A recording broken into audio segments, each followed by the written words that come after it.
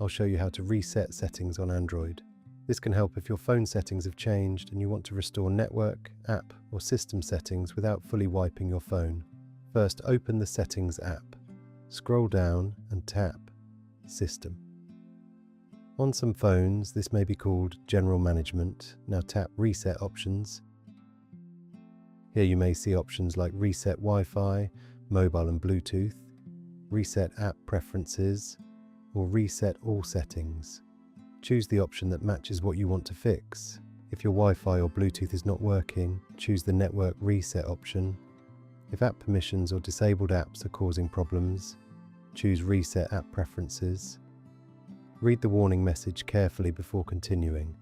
Make sure you do not choose Factory Reset unless you actually want to erase your phone.